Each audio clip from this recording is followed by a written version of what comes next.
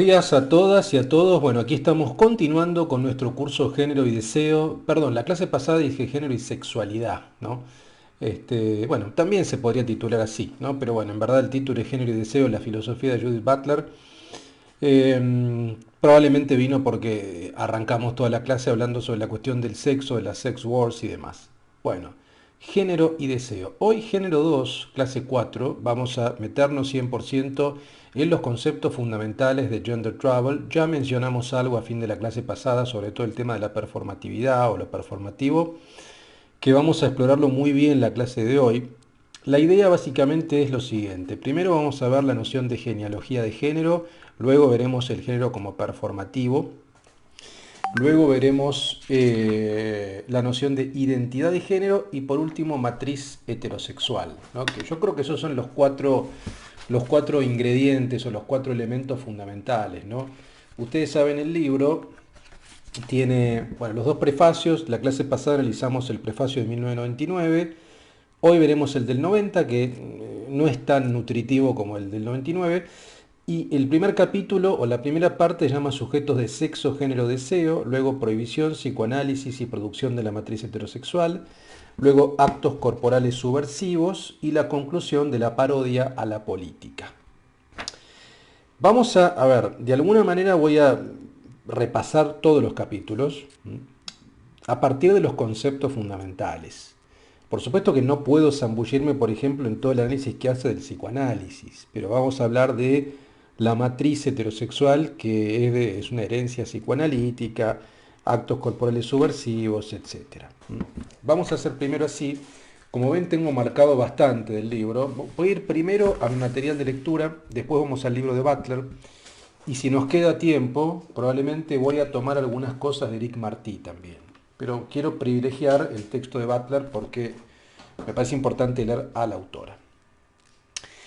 Bueno, el género en disputa, como decíamos, Gender Travel, está articulado a partir de tres capítulos, estos que recién leí más la conclusión, digamos, a partir de los siguientes problemas. O sea, uno podría desgranar esos capítulos en los siguientes problemas. El primer problema es la heterosexualidad obligatoria y el falogocentrismo, que es un término de Jacques Derrida, son regímenes de discurso-poder que construyen el sexo a partir del lenguaje.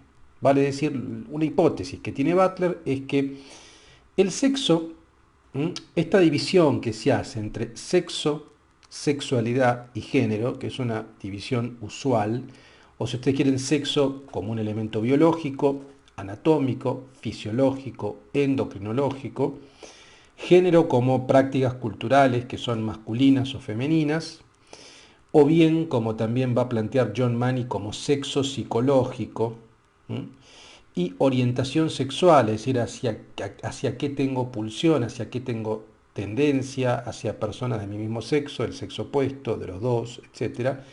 Esta división, que es una división interesante y clara para explicar, va a ser un poco cuestionada, sobre todo la decisión entre sexo y género.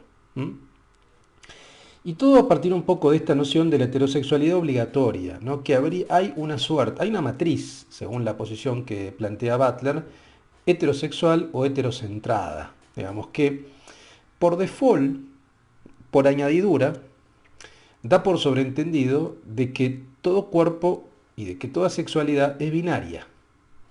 Es decir, sos hombre o sos mujer. Esto se da por añadidura, ¿no? Nadie se lo cuestiona. Es una norma, es una heteronorma. Y es un régimen, según Butler, es un régimen de poder. Es un régimen discursivo y de poder que construye el sexo a partir de esta norma, que además es una norma lingüística, porque la asignación es lingüística. Primer punto. Segundo punto. El tabú del incesto como fundamento que establece las identidades de género diferenciadas dentro de un marco heterosexual da cuenta del psicoanálisis como una técnica que mantiene las jerarquías de identidad masculino-femenino. Bueno, acá está esta eterna relación de tensión crítica entre la teoría queer y el psicoanálisis. Digo, esto da para un seminario. Seguramente si ustedes vienen del campo psi, algunos seguramente, sea del psicoanálisis, o sea de la psiquiatría, o sea de las diferentes tendencias de la psicología, claramente, hay una clara tensión entre el psicoanálisis tradicional, por así decirlo, y la teoría queer, digamos, ¿no? Obviamente muchos psicoanalistas están en contra de esta posición, dicen que no es así, pero bueno, yo voy a plantear lo que plantea Butler y también lo que plantea Preciado, digamos. Preciado es tremendamente crítico con respecto a esta idea de que hay una matriz heterocentrada y que esa matriz heterocentrada, lejos de ser cuestionada por el psicoanálisis, es mantenida, es privilegiada, digamos, ¿no?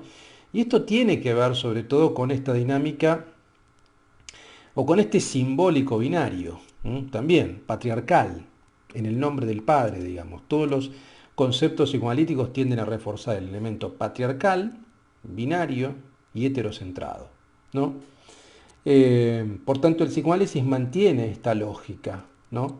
Y allí tenemos todos los recursos míticos argumentales de Freud y de Lacan, ¿no? El mito del incesto, Edipo, bueno, el antiedipo de Deleuze y Guattari es una crítica muy interesante a eso, digamos, a ese proceso de edipización del deseo, de interiorización y de fundar el deseo en la prohibición, lo cual es un gran problema, digamos, ¿no? El deseo está desde el origen matrizado por la prohibición, por el tabú del incesto, digamos, ¿no? Cuando en rigor se podría pensar el deseo desde otro lugar, desde un lugar productivo, no desde la prohibición. Bueno, lo que está planteando Butler es que el tabú del incesto y cierta arquitectura conceptual psicoanalítica mantiene este binarismo heterocentrado.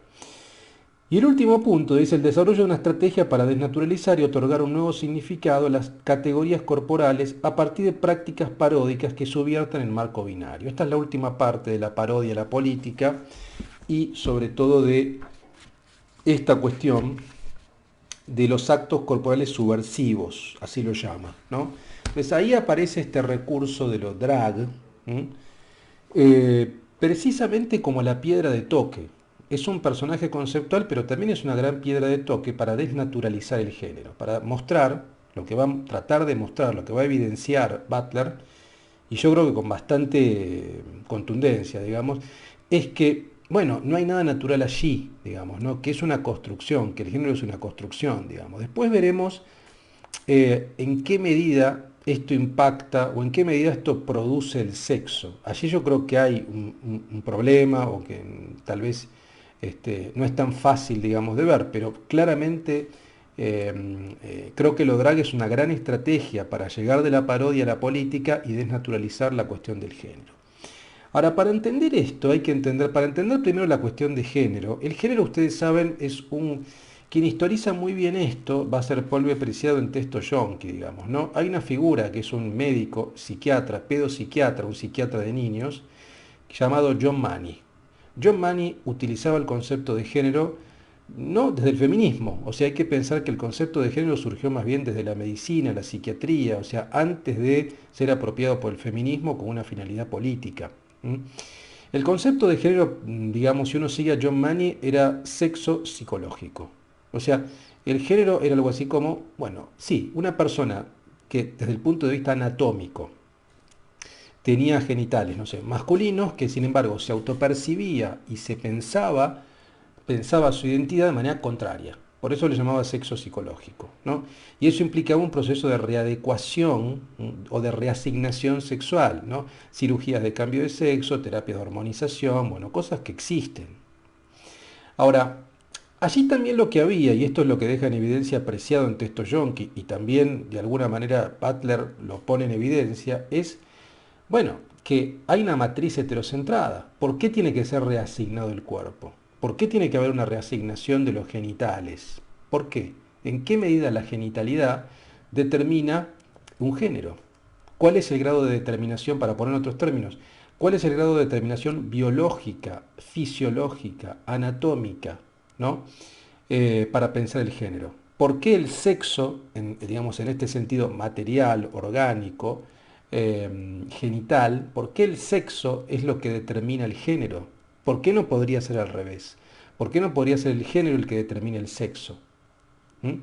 ¿O por qué no se podría pensar el género independientemente de la cuestión anatómica? ¿En qué medida la anatomía es tan determinante? Este es un punto central. Entonces ahí va a aparecer esta noción del género como performativo. ¿Qué quiere decir esto? Esta es la gran hipótesis, este es el gran elemento de construcción de Gender Travel. La hipótesis de Butler sostiene que todo género, femenino y masculino, es performativo, pero ojo, no una performance, no hay que confundirse. Una performance es un mero juego de rol, una performance es una obra de teatro, una performance es eso, es un happening, es un momento, digamos, es algo que yo hago durante una hora, 2 horas, 3 horas, un día y después vuelvo a vestirme como estaba vestido antes, digamos, no vuelvo a actuar como estaba actuando antes. Una performance es provisoria, digamos, y es en el marco de un juego de rol. La performatividad de género implica algo mucho más fuerte. Implica sobre todo dos elementos. El primer elemento es la noción de que hay una ausencia de esencia de hombre o mujer. Digo, no existe algo así como una esencialidad de masculinidad o feminidad. Y aparece esta noción de fuerza de ley de Derrida, o sea, la anticipación de una esencia de género que originaría lo exterior a sí misma. Vale decir, no hay naturaleza, sino que se naturalizan prácticas, comportamientos y conductas que se consideran masculinos o femeninos en determinada cultura.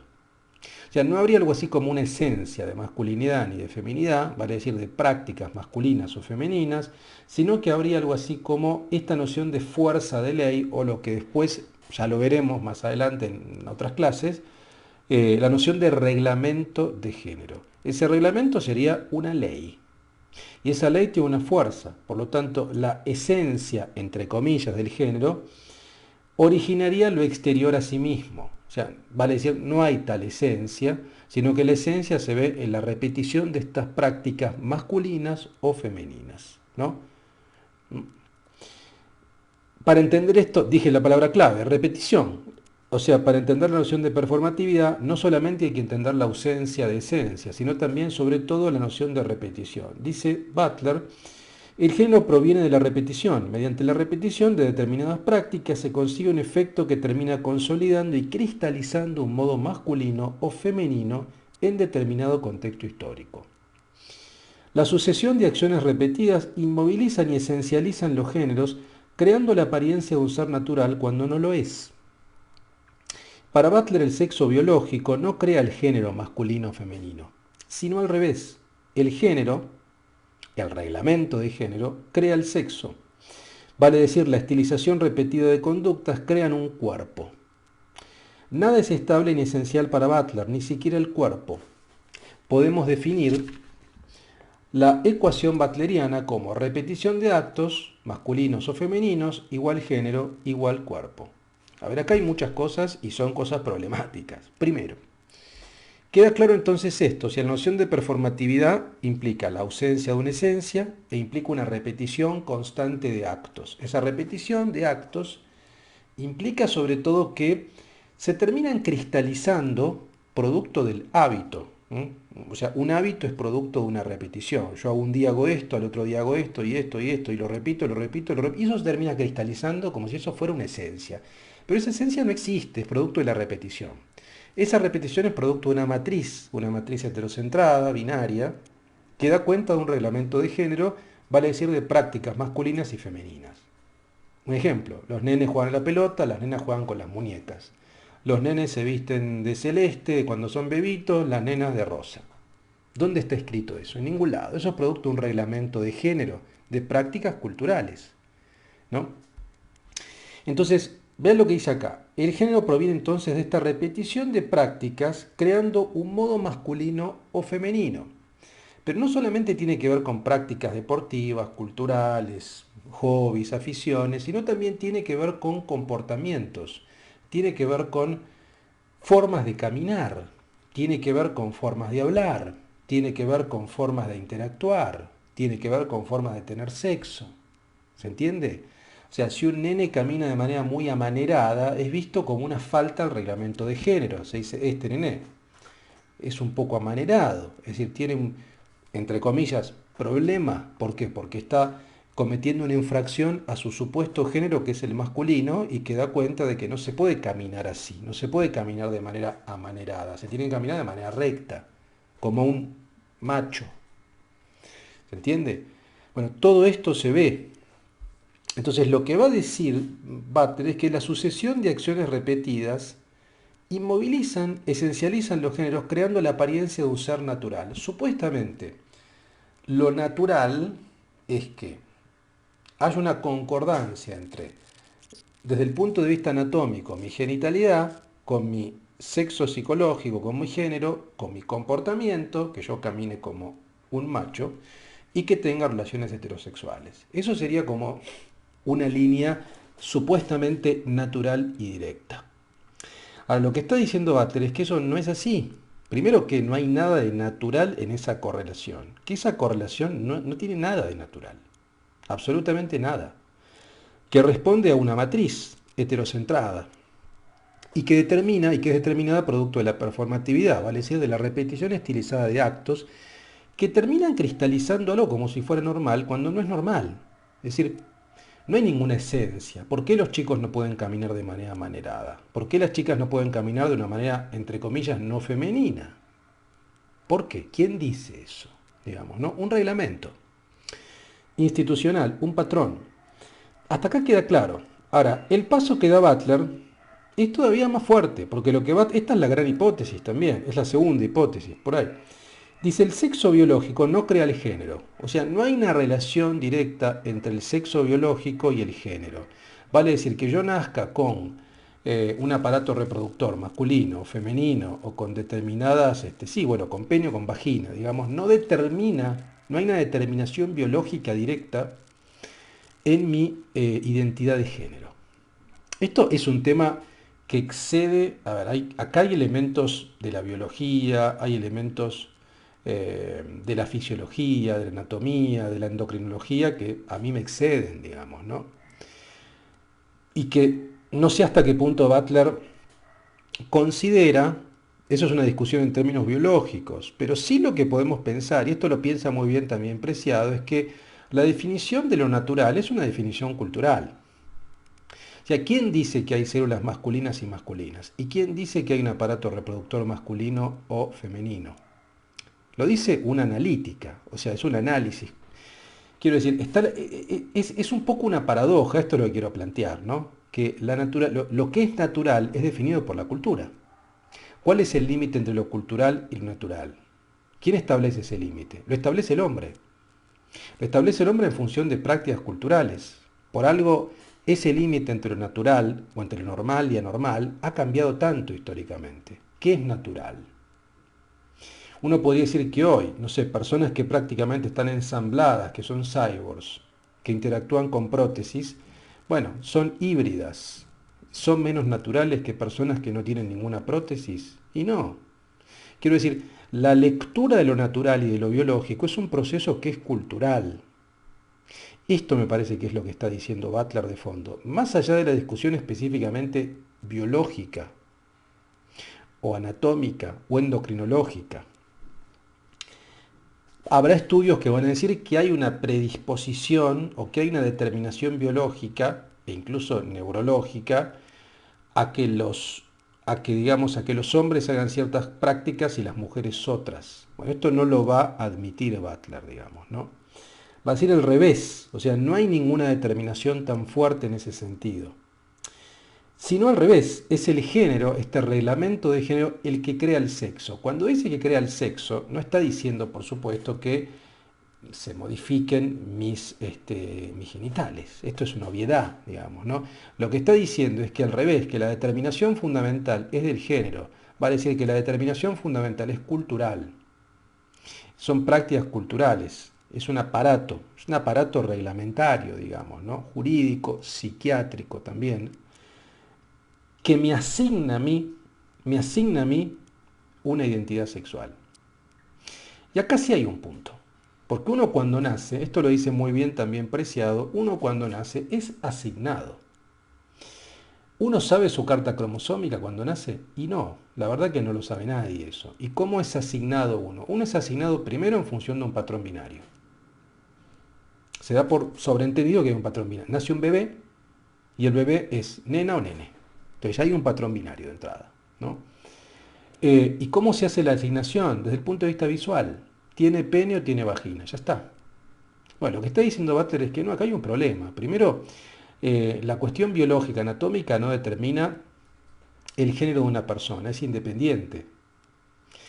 Y además, este es un elemento, es al revés, digo, se está dando por sobreentendido una norma genérica que impacta en la cuestión biológica. Y por otro lado, hay cuerpos, que esto lo va a analizar también en la parte de cuando analiza Foucault, Herculin Barbin, y también Preciado lo va a decir. ¿Qué pasa con los cuerpos hermafroditas o intersexuados? Que son cuerpos que, desde el punto de vista natural, entre comillas, de su nacimiento, son indistinguibles en términos binarios. Esta también es una piedra de toque, es una llave fundamental, porque uno está dando por sobreentendido una matriz heterocentrada, pero hay cuerpos que nacen de manera no binaria, que es indistinguible. ¿Se entiende? Entonces, también algunos pueden decir es un ínfimo porcentaje, pero los cuerpos, quiero decir, los cuerpos, cada cuerpo es distinto. No son cuerpos en serie. Entonces, ¿hasta qué punto esta matriz heterocentrada realmente es fiable? Y no es en verdad lo que es, un patrón, un corset, normalizador. Porque ese cuerpo intersexuado, que es indistinguible si es hombre o mujer desde el punto de vista anatómico genital, siguiendo este patrón, debe ser reasignado. Y esa asignación hacia un lado o hacia otro implica también una cirugía. Y este es el caso de John Money, ¿no? Cómo hubo que dirigir, hubo que hacerle un pene o digamos, o una vagina a ese cuerpo. Y eso origina también conflictos, ¿no? Porque no se puede asumir que puede haber cuerpos que, desde el punto de vista digamos, de su nacimiento, sean no binarios o hermafroditas. Con esto quiero decir, lo que queda en evidencia es que hay una matriz heterocentrada, porque si ese cuerpo debe ser asignado y no puede ser admitido como es, bueno, hay un proceso de normalización disciplinaria, corporal, sobre ese cuerpo. ¿Por qué no se puede admitir que haya cuerpos no binarios? ¿Y por qué debe ser asignado binariamente? Este es un punto, ¿no? Esto es fundamental. Entonces, la hipótesis de Butler es esta noción de performatividad que tiene este doble elemento. Por un lado, la ausencia de esencia y por otro lado, el género es producto de una repetición estilizada de actos. ¿Mm? Esos actos van fijando la ilusión de algo que es estable. Pero eso que es estable es mentiroso. Eso que es estable es producto de un reglamento de género, ¿no? Y por otro lado, digo, no hay una determinación biológica total. Acá el debate es este, digamos, no es un debate, es hasta qué punto hay una determinación biológica o no. ¿Mm? Claramente la posición que tiene Butler es que no, ¿no? Y Butler además no está dando cuenta de otros elementos de los cuales va a dar cuenta Preciado, porque Butler en ningún momento habla de la materialidad del cuerpo como algo plástico a ser transformado. Está hablando solamente de normas, de reglamento, de performatividad, de comportamientos, pero no está dando cuenta que el cuerpo se puede modificar. El cuerpo se puede modificar, no solamente producto de cirugías, de reasignaciones, sino producto de hormonaciones. O sea, las hormonas no son un destino. O sea, uno puede modificar ese proceso endocrinológico. Entonces, esto es lo que, por ejemplo, muestra Preciado en Testosterone, que digamos, bueno, sí, está bien, yo puedo administrarme testosterona y modificar mi subjetividad. Entonces, quiero decir, con esto lo que estoy marcando es que la biología no es un destino. O sea, el hecho de que uno nazca con cierta corporalidad, bueno, no quiere decir que esa corporalidad sea siempre igual. No solamente están las cirugías cada vez más avanzadas, plásticas, de recomposición, de reasignación, sino también está la hormonización cada vez más avanzada, las prótesis. Entonces, el cuerpo es un elemento plástico que se puede transformar. Butler igual no está planteando esto lo va a plantear más adelante Preciado. Butler está diciendo solamente que el género es una performatividad que es una asignación que me hace alguien, digamos, una asignación verbal y producto de un dispositivo de poder y discursivo, que implica que uno debe cumplir ciertas pautas, debe repetir de manera estilizada ciertos actos y ciertos comportamientos. ¿Mm? Pero que no hay nada natural allí. Pasemos entonces a la identidad de género. Digo, así como los sistemas jurídicos producen subjetividades a través de sus normativas, o sea, el sistema jurídico produce subjetividades por medio de normativas, por medio de códigos o reglamentos. Los sujetos son representados en términos genéricos masculinos o femeninos, es decir, la identidad genérica masculina o femenina es producto de la representación y la repetición de determinadas conductas culturales y no es natural. Leo todo, dice, el género se construye del mismo modo que el cuerpo se construye. Ni el género ni el cuerpo son prediscursivos. O sea, no hay género prediscursivo, no hay nada antes. Quiero decir, cuando decíamos la clase pasada de que la descripción y la prescripción se dan conjuntamente en el género, es esto. O sea, no hay nada anterior que no sea lenguaje. El género no es prediscursivo. Es descriptivo y prescriptivo al mismo tiempo. La identidad de género entonces es un efecto de prácticas discursivas. El género entonces es una identidad débil formada por la repetición estilizada de actos. Si estos actos se modifican, la identidad también. Entonces, si el género es producto de la performatividad, vale decir de la repetición estilizada de actos, si esta repetición, si esta repetición se desnaturaliza, se desestabiliza, se pone en crisis, ¿m? Y esa subjetividad cambia sus prácticas, da cuenta de que el género es un hacer, es una construcción. ¿M? Este es el punto. Entonces, la identidad de género es un efecto de estas prácticas discursivas y repetidas. Y por último, ahora igual vamos a leerlo en la propia Butler, como lo dice la propia Butler. Por lo tanto, y este es el último punto de mi material, la matriz heterosexual, según Butler, habitamos en sociedades que tienen una matriz heterosexual donde se naturaliza la heterosexualidad como lo normal, se da por añadidura. Vale decir, un heterosexual no tiene que salir del closet porque por default se entiende que una persona es heterosexual, por tanto, es lo normal. ¿Quién tiene que salir del closet? Bueno, quien no lo es.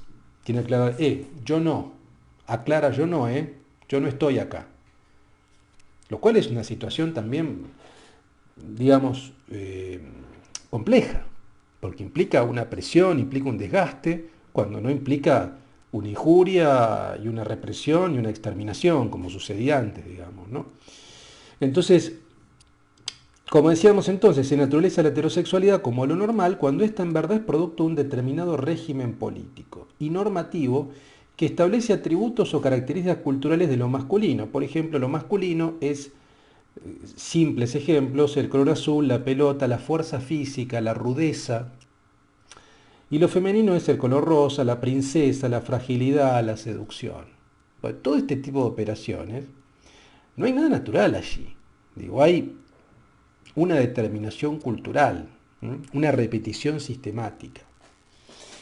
Veamos ahora cómo lo plantea. A ver, para desarrollar todos estos elementos, como yo les decía, en el prefacio de 1990 aparece una figura que es la de la drag queen, que es muy importante. Entonces vean lo que dice acá, preciado en la página 37 del prefacio de 1990. Dice, el tema de la risa, esa risa paródica de la drag queen. Dice, indudablemente el feminismo sigue necesitando sus propias formas de juego serio. Female Trouble, cosa de hembras, es el título del filme de John Waters que retrata a Divine, cuya representación de las mujeres propone de manera implícita que el género es un tipo de caracterización persistente que pasa como realidad. Entonces, lo que es interesante de la drag es que la drag deja en evidencia de manera grotesca, paródica, humorística, satírica, que el género es una construcción. Uno se ríe de eso, ¿no? Entonces, implícita que el género es un tipo de caracterización que pasa como realidad, que pasa como algo natural, cuando en rigor no tiene nada de natural. ¿Mm? Entonces, su actuación desestabiliza las diferenciaciones mismas entre lo natural y lo artificial. O sea, es la piedra de toque, elemento bifronte. La profundidad de la superficie, lo interno y lo externo. ¿Es el travestismo la imitación del género o bien resalta los gestos significativos a través de los cuales se determina el género en sí? ¿Ser mujer es un hecho natural o una actuación cultural? Esta es la pregunta. ¿Es un hecho natural o es una actuación cultural? Y si es una actuación cultural, ¿cuáles serían las prácticas culturales de la feminidad? Ser mujer, entonces esa naturalidad se determina mediante actos performativos discursivamente restringidos que producen el cuerpo a través de las categorías del sexo y dentro de ellas. ¿Se entiende? Esta es la clave. Esta es la clave. ¿Ser mujer es un hecho natural o una actuación cultural? Bueno, lo que va a decir Butler, no, es que más bien es una actuación cultural. Es producto de una performatividad. Es de lo que se entiende como femenino. Y las drag queen, al dejar en evidencia de manera paródica, exagerada, de manera cliché, una feminidad prototípica, arquetípica, no hace más que dar testimonio de eso, ¿no? Este es el punto. Bueno, luego los tres elementos que ya mencioné, bueno, que corresponden a los capítulos, los paso por alto. Vamos al capítulo 1, sujetos de sexo, género, deseo, la página 55, vean lo que dice, 54 y 55. La hipótesis de un sistema binario de género sostiene de manera implícita la idea de una relación mimética entre género y sexo, en la cual el género refleja el sexo, o de lo contrario, está limitado por él. Cuando la condición construida del género se teoriza como algo completamente independiente del sexo. El género pasa a ser un artificio ambiguo, con el resultado de que hombre y masculino pueden significar tanto un cuerpo de mujer como un cuerpo de hombre, y mujer y femenino, tanto uno de hombre como uno de mujer. O sea, la idea de que el género es un artificio y que tiene que ver con lo masculino y lo femenino, pero hay algo en el fondo que es lo que certifica la verdad, que es la cuestión biológica, el sexo. Y acá esta separación radical del sujeto con género plantea otros problemas. ¿Podemos hacer referencia a un sexo dado o a un género dado sin aclarar primero cómo se dan uno y otro a través uno y otro a través de qué medios? Al fin y al cabo, ¿qué es el sexo? ¿Es natural, anatómico, cromosómico u hormonal? ¿Y cómo puede una crítica feminista apreciar los discursos científicos que intentan establecer tales hechos? ¿Tiene el sexo una historia? ¿Tiene cada sexo una historia distinta o varias historias? Estas son las preguntas, ¿no? No debe ser visto únicamente como la descripción cultural del significado de un sexo, el género acá se está refiriendo, predeterminado, sino que también debe indicar el aparato mismo de producción mediante el cual se determinan los sexos en sí. Como consecuencia, el género no es a la cultura lo que el sexo es a la naturaleza. Acá lo dice de manera clara. El género no es a la cultura lo que el sexo es a la naturaleza. O sea, esta división, digamos, este reenvío directo es falso para Butler. Dice, el género también es un medio discursivo cultural a través del cual la naturaleza sexuada o un sexo natural se forma y establece como prediscursivo. Entonces, más bien es al revés, es el género, es ese reglamento cultural, discursivo, lo que determina una lectura del sexo. Obviamente que esto es una operación subversiva, por algo el libro se llama La subversión de la identidad. O sea, lo que está diciendo acá, lo que está planteando acá Butler es que, a ver, no hay una determinación desde el punto de vista anatómico para pensar el sexo. ¿Por qué tenemos que pensar que si uno nace con determinados genitales es hombre y con determinados genitales es mujer? ¿Por qué no puede haber hombres con vagina y mujeres con pene? ¿Se entiende? O sea, este es el tema. O sea, hay una subversión, por eso es una teoría fuerte, potente, ¿no? Bueno, la página 57 cita a Simone de Beauvoir, el segundo sexo, no se nace mujer, llega aún a serlo. Para Beauvoir el género se construye, pero es un planteamiento, en su planteamiento queda implícito un agente, un cogito, el cual en cierto modo adopta o se adueña de ese género. Beauvoir sostiene rotundamente que una llega a ser mujer, pero siempre bajo la obligación cultural de hacerlo. Y es evidente que esa obligación no la crea el sexo.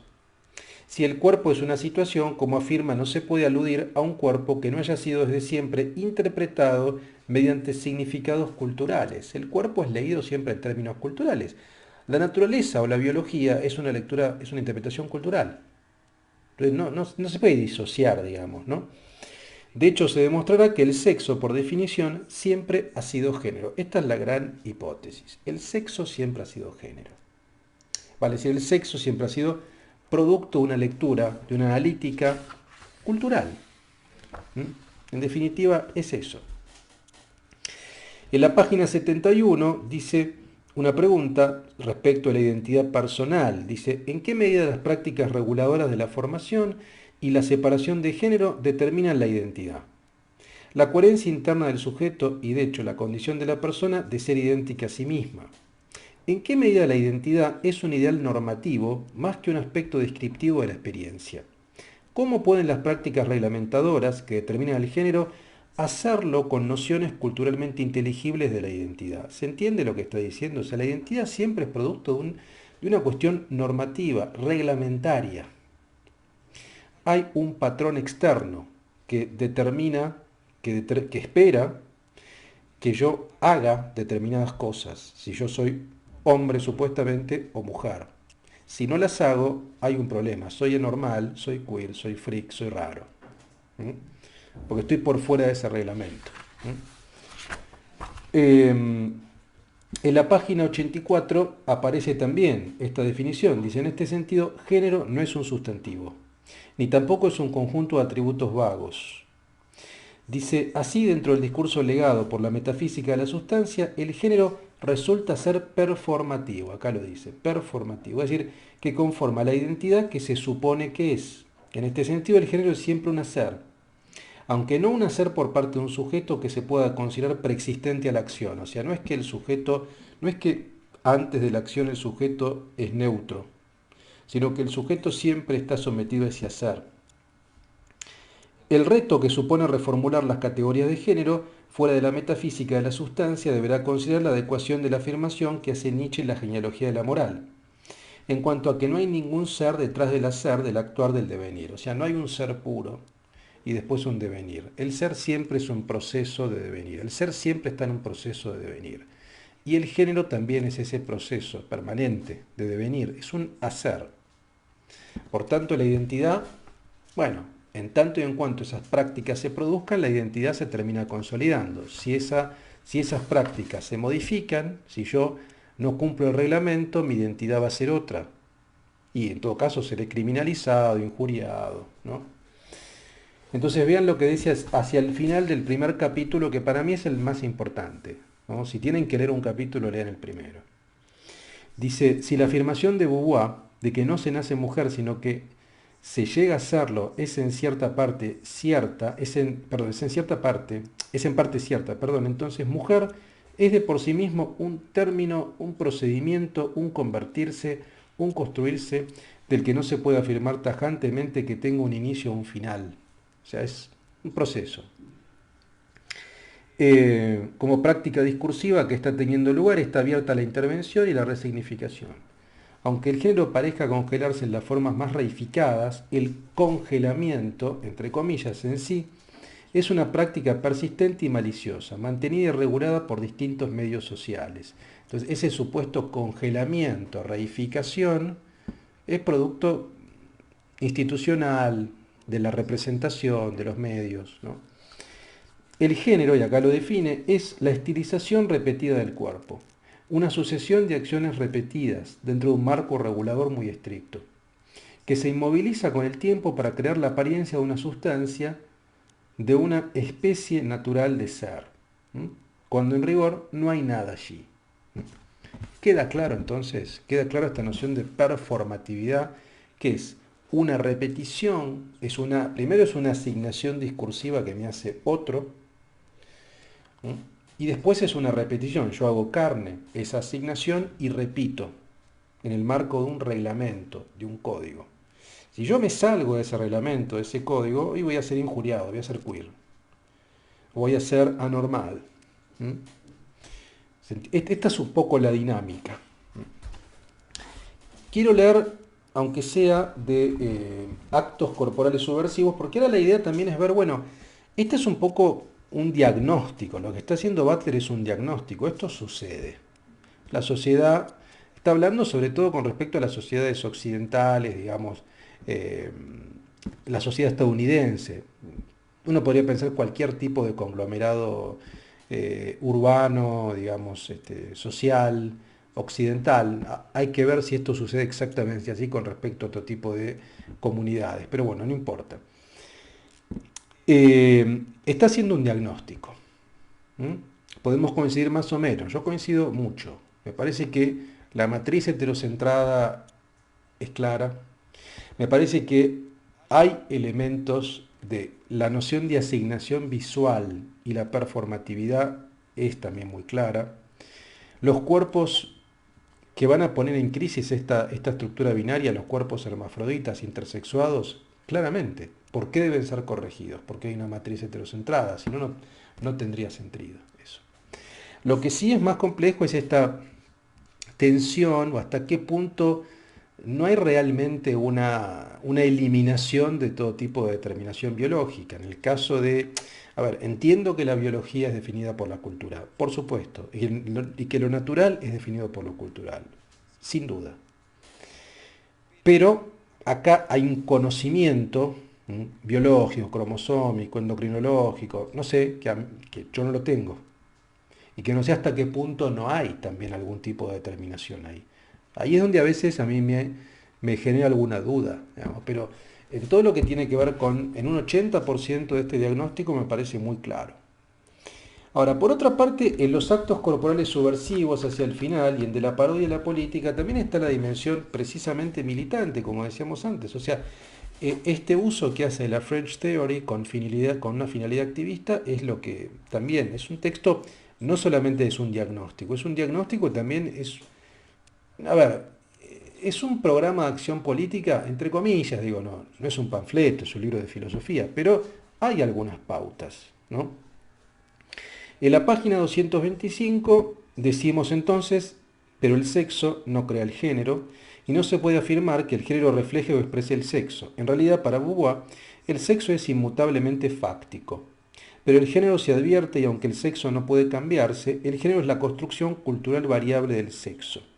Las múltiples vías abiertas de significado cultural originadas por un cuerpo sexuado. O sea, está sujeto a interpretación, digamos, ¿no? El sexo no crea el género. Acá viene analizando a Simone de Beauvoir, ¿no? Bueno, pero básicamente no hay mucho más. Yo quería ir más que nada, déjenme ver, hacia de la parodia a la política. De la parodia a la política. Acá está. Y después leer, aunque sea algunas cosas que tengo señaladas del texto de Eric Martí. Vean lo que dice acá, respecto precisamente del travestismo y de la drag queen como el personaje conceptual fundamental, ¿no? Dice, al imitar el género, la travestida manifiesta, esto página 269, manifiesta de forma implícita la estructura imitativa del género en sí, o sea, manifiesta que el género es producto de una imitación y por ende de una repetición continua, de hábitos, de prácticas supuestamente femeninas, así como su contingencia. En realidad, parte del placer, la frivolidad de la actuación reside en la aceptación de una contingencia radical en la relación entre sexo y género frente a configuraciones culturales de unidades causales que suelen verse como naturales y necesarias. O sea, no hay ningún tipo de relación causal entre sexo biológico y género. Lo que está mostrando la drag es que esa relación causal no existe, está dinamitada. La noción de parodia del género, que aquí se expone, no presupone que haya un original imitado por dichas identidades paródicas. O sea, no habría un original, una génesis limpia, pura, a la cual van las drags para copiarse. En realidad la parodia es de la noción misma del original. Así como la noción psicoanalítica de identidad de género se elabora por la fantasía de una fantasía, la transfiguración de un otro que siempre es ya una figura en ese doble sentido. La parodia de género volvía a considerar que la identidad original sobre la que se articula el género es una imitación sin origen. En concreto, es una producción que en efecto se presenta como una imitación. O sea, es muy interesante esta parte, ¿no? O sea, lo que está planteando Butler es, a ver, en verdad lo que la drag está poniendo en evidencia es que ¿cuál sería la mujer pura, entre comillas pura, que sirve de modelo para copiar? No existe. Porque esa mujer supuestamente pura también está sometida a este proceso de arreglamiento de género. lo que la drag es interesante, lo que deja en evidencia es que eso es una construcción. Esa mujer pura también es producto de una construcción. Vale decir que no hay un original, no hay un punto cero. Es todo simulacro. Es todo repetición. Entonces acá viene esta caracterización de la drag como una fail copy, dice, como una copia fallida. Ahora, es una copia fallida que desde el punto de vista operativo, conceptual y político es muy interesante, digamos, ¿no? Entonces vean lo que dice acá en la página 273. El género, acá está, dice, así pues, 272. El género es una construcción que reiteradamente disimula su génesis. Disimula su génesis, vale decir que no hay tal génesis, que no hay tal nacimiento de cero, ex nihilo, no existe eso. El acuerdo colectivo tácito de actuar, crear y garantizar géneros diferenciados y polares como ficciones culturales queda disimulado por la credibilidad de esas producciones y por las sanciones que acompañan al hecho de no creer en ellas. O sea, si vos no crees en ellas, si vos no seguís ese reglamento, sos sancionado, sos injuriado, o sos criminalizado, o sos matado incluso. El género entonces no debe considerarse como una identidad estable, o un sitio donde se funde la capacidad de acción y donde surjan distintos actos, sino más bien como una identidad débilmente formada en el tiempo, instaurada en un espacio exterior mediante una reiteración estilizada de actos. El efecto del género se crea por medio de la estilización del cuerpo, y por consiguiente debe entenderse como la manera mundana en que los diferentes tipos de gestos, movimientos y estilos corporales crean la ilusión de un yo con género constante. ¿Se entiende? O sea, se crea la ilusión de que eso es estable, cuando en rigor no es estable, entre comillas, en tanto y en cuanto perdura esa repetición estilizada de actos. El género también es una regla que nunca puede interiorizarse del todo. Lo interno es una significación de la superficie y las normas de género son definitivamente fantasmáticas, imposibles de personificar. Quiero decir, nadie es tan macho ni nadie es tan hembra. Todos somos en un punto copias falladas. Lo que pasa es que la drag es tan interesante que no solamente deja en evidencia eso, sino que se ríe. Vean lo que dice en la página 284, esa risa subversiva, ¿no? Es la risa subversiva de la cual también habla Éric Martí. Dice, las prácticas de la parodia pueden servir para volver a mostrar y afianzar la distinción misma entre una configuración de género privilegiada y naturalizada y otra que se manifiesta como derivada, fantasmática y mimética.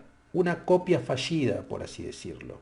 O sea, habría supuestamente una configuración de género naturalizada, aceptada, más fiel, y otra más derivada, más fantasmática, peor hecha, una fail copy.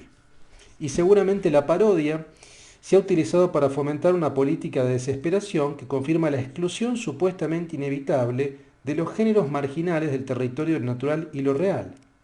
Ahora, precisamente lo que pasa es que quienes no siguen ese... Acá se ve, quiero que se vea también la consecuencia política de esto. O sea, quien no respeta, quien no copia el género de manera más fiel, es sancionado. Y cuando digo sancionado, quiero decir, su vida no es digna, no es reconocida, no es habitable. A ver, para ser claros, digamos, ¿no? La diversidad. Todas las prácticas diversas, todas las prácticas que fueron consideradas anormales, eran anormales y eran criminalizadas y perseguidas y exterminadas porque no respetaban este reglamento de género. Acá está tomando el caso de la drag, pero esto por supuesto pasa con los homosexuales, las lesbianas, digo, cualquier tipo de conducta queer, rara, anormal, era primero injuriada, sancionada, exterminada. Entonces, acá se ve la consecuencia política, no es solamente que es un problema de no respetar, no respetar ese reglamento tiene consecuencias dramáticas, criminales. Son vidas que no merecen vivir, son vidas que no son humanas, que no son consideradas humanas. No obstante, este fracaso para hacerse real no son reales. y encarnar lo natural, en mi opinión es un fracaso de todas las prácticas de género debido a que estos sitios ontológicos son fundamentalmente inhabitables. Por consiguiente hay una risa subversiva en el efecto de pastiche de las prácticas paródicas, en las que lo original, lo auténtico y lo real también están constituidos como efectos. Entonces, esto es lo interesante de la drag, que desestabiliza, que deja en evidencia todo este proceso, ¿no? La última cita de Gender Trouble, de 286 páginas, dice: la principal tarea del feminismo no es crear un punto de vista externo a las identidades construidas. Esto equivaldría a la construcción de un modelo epistemológico que deje de aceptar su propia posición cultural.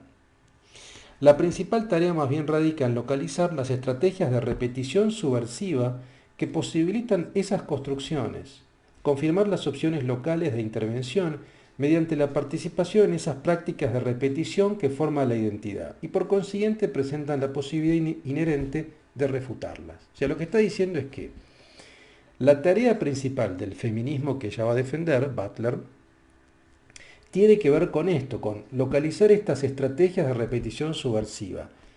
Las drags son un ejemplo. Hay otras. Hay que identificar otras. Son diferentes estrategias que dan cuenta de esto, de que en definitiva la mujer como sujeto del feminismo es una construcción cultural, no natural. ¿Y eso qué implica? Eso implica que el sujeto del feminismo no es uno. Eso implica que el sujeto del feminismo es diverso, heterogéneo.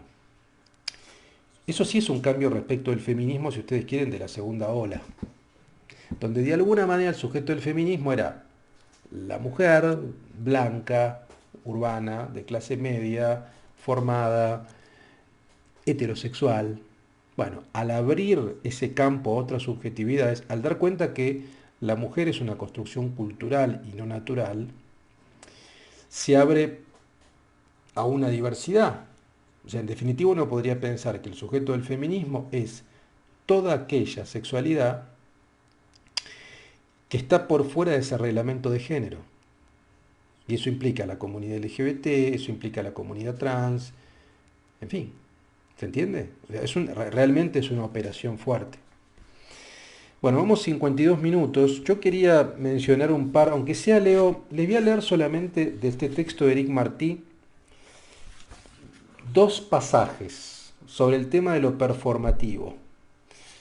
Página 57, porque quiero machacar sobre esto. Dice: al hacer del performativo el concepto que permite validar la hipótesis de una fabricación social de géneros, Butler le dio por fin una prodigiosa extensión. El performativo dejó de ser un concepto que designaba una pequeña clase de enunciados específicos como bautizar, prometer, jurar, esto que decíamos antes. Yo prometo, yo juro, o sea, es un acto de habla que determina una subjetividad. Me determina como casado, como bautizado. Y todo el lenguaje terminó por estar dotado de performatividad en el sentido de que para los gender todos los enunciados sirven en mayor o menor medida para fabricar géneros y normas. Esa extensión fue posible gracias a la confusión mantenida por Butler entre lo que Austin llamaba acto ilocutivo, en el que los mensajes realizan el efecto enunciado, juro, prometo, y acto perlocutivo, que en términos generales agrupa enunciados que producen efectos sobre el interlocutor, el contexto y la historia. O sea, habría supuestamente una hipotética confusión entre estos dos elementos, pero fue una confusión creadora, en el sentido de que el lenguaje crea, el lenguaje realiza y produce efectos sobre la subjetividad del interlocutor. Quiero leerles este ejemplo de Lacan. Dice: para Butler la cuestión pasa por proyectar en procesos performativos de censura, página 69, exclusiones raciales, sociales, de género, un concepto lacaniano, por ejemplo el concepto de forclusión, que los psicoanalistas lo conocen mucho, originado en la clínica psicoanalítica y que designa en el sujeto psicótico, el loco, la exclusión de un elemento esencial para el psiquismo. O sea, la forclusión, para Lacan, tenía que ver sobre todo con este elemento, con este rasgo psicótico, ¿no? De la exclusión de elementos que hacen a la constitución de la subjetividad para que alguien no sea un psicótico. Ahora, esta noción de forclusión, dice, propuesta por Lacan por primera vez en el Seminario de la Psicosis del 55, para traducir el concepto freudiano de Verwerfung, apunta a distinguir la posición del psicótico de la del neurótico. La forclusión no es ni la represión ni la desmentida. Acá esto lo paso y dice, la confusión de Butler es sorprendente porque al asimilar la forclusión a la generalidad social de la censura, quiero decir, Butler lleva este concepto que era estrictamente psíquico, psicoanalítico, para distinguir al psicótico del perverso, del neurótico, lo lleva al plano social. La forclusión es una forma de censura, por así decirlo, como dice acá, digo, una forma de exclusión. Ahora, esa dinámica de censura, de exclusión, Butler la lleva al plano social. Dice, cuestiona su valiosa especificidad. ¿Mm? Y vean lo que dice en la página 71. Para Butler la exclusión es siempre un proceso de construcción. O sea, este proceso de forclusión, que implica una delimitación, una exclusión desde el punto de vista psíquico, ella la va a llevar al plano social, a la exclusión social en función de comportamientos o de conductas anormales o queer. Ahora, ese proceso de forclusión, de exclusión, es un proceso también de construcción. La exclusión me termina construyendo en un sentido. La injuria, que me excluye, también me construye. Lacan designa, pues, como la injuria aniquiladora, sirven de modelo para describir la performatividad de la injuria social o la discriminación. La performatividad que traumatiza, pero recíprocamente construye al individuo injuriado o excluido. O sea, esa injuria, por supuesto que daña, pero también termina constituyendo una identidad.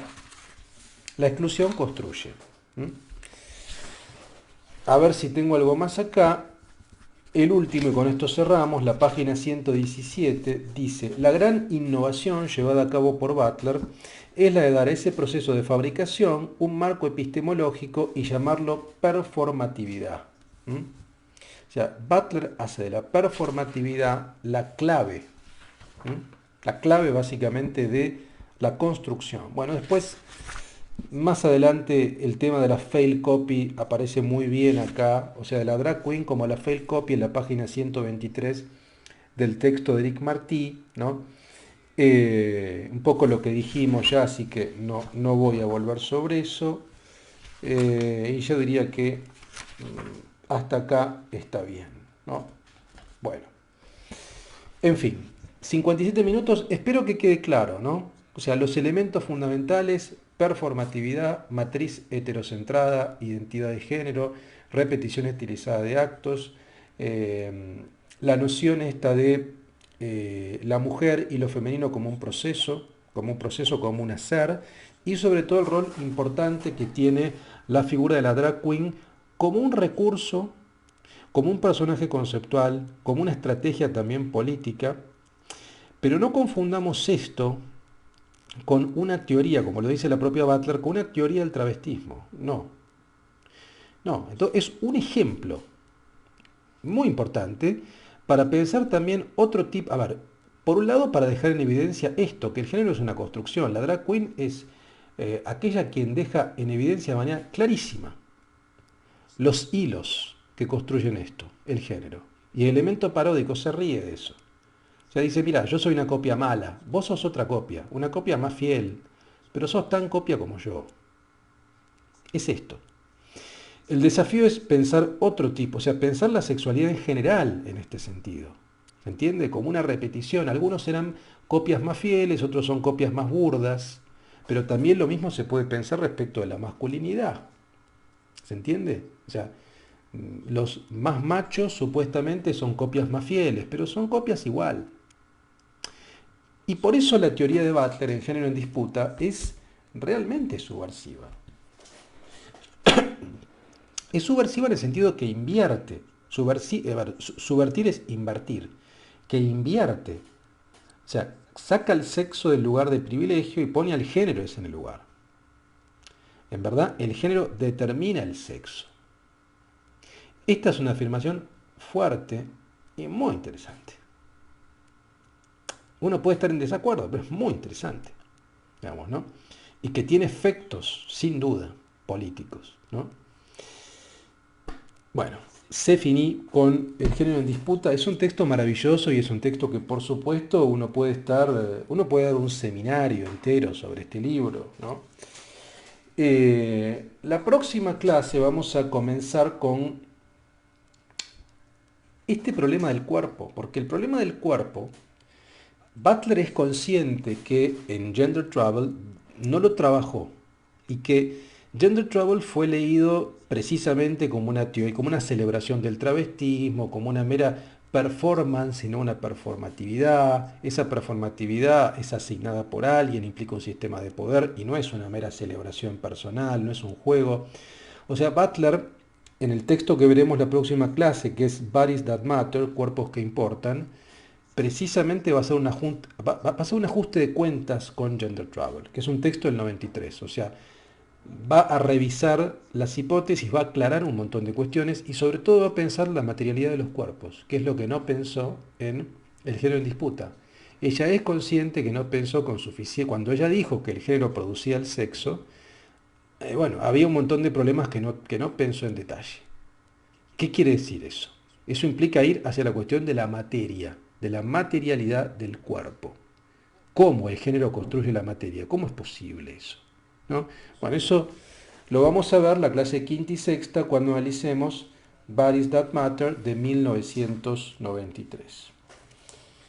Bueno, interesante clase, ¿no? Yo creo que eh, estoy contento, ¿no? Me parece que pensamos bien. O por lo menos yo mismo pienso un montón de cosas. Espero que ustedes me compartan en el foro de la cursada sus preguntas, sus dudas, sus intervenciones. Toda intervención es bienvenida, no tengan miedo. Eh, a nivel audiovisual, suban lo que quieran también. Todo lo que ayude a pensar. Así que cerramos por la clase de hoy, seguimos la clase quinta entonces con cuerpos que importan y nos vemos la próxima semana. Les mando un gran abrazo a todas y a todos.